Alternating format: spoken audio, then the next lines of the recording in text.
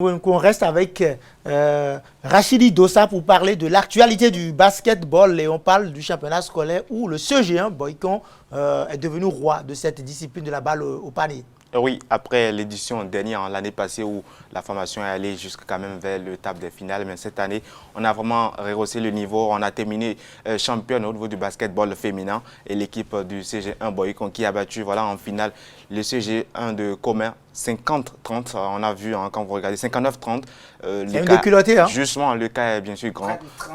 On a vu quand même un entraîneur au niveau de cette équipe-là qui a vraiment coaché les jeunes là. Elles ont fait 5 sur 5, 5 matchs, 5 victoires. Elles ont balayé tous les chemins, tous les adversaires qu'elles ont rencontrés. Je pense que c'est une forte sensation. De l'autre côté, troisième, l'équipe de CG1 Basila qui également pour cette édition-là est venue comme ça. Première participation, troisième place. Je pense que voilà, ça montre qu'aujourd'hui, comme on le dit, bel apprentissage. Oui, le sport féminin, quand vous travaillez au niveau de la base, ça montre.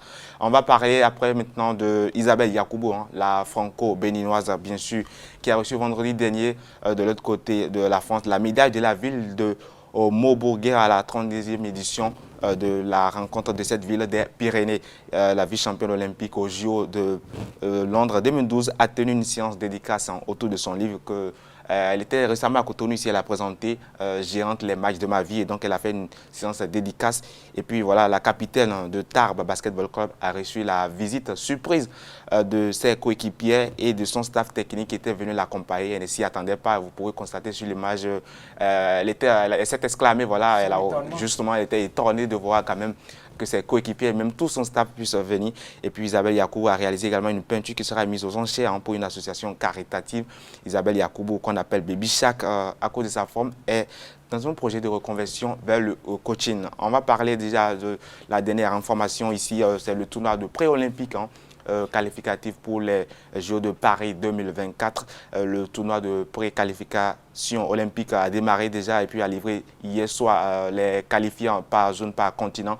Au niveau de la zone Afrique, c'est bien sûr le Cameroun qui a dompté en finale la formation du Sénégal 80-74 dans le duel des Lions. On va dire comme ça, Samy Bekon 19 points et Jérémy Hill 11 points, 14 rebonds. Dispatch décisive et évaluation 22 ont porté les Lions indomptables envers le sac. C'est le premier sac du Cameroun sur le continent depuis ces années-là que le Cameroun travaille bien mais n'arrive pas à gagner. Et déjà, on va dire les 24 équipes au niveau de chaque continent. On va regrouper 24 équipes qui vont jouer 4 tournois finaux pour quand même 4 tournois finaux pour se qualifier pour les Jeux de Paris 2024.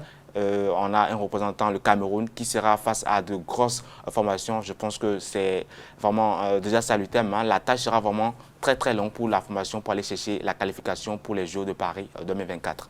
Bon courage aux Lions indomptables du Cameroun. Un jour, on espère que les guépards basketteurs du Bénin pourront atteindre ce niveau grâce au travail qui se fait à la base avec le nouveau comité exécutif de la Fédération béninoise de basketball avec à sa tête le docteur Ismaël Oni Fadé. Sinon, pour l'instant, on est encore allé nulle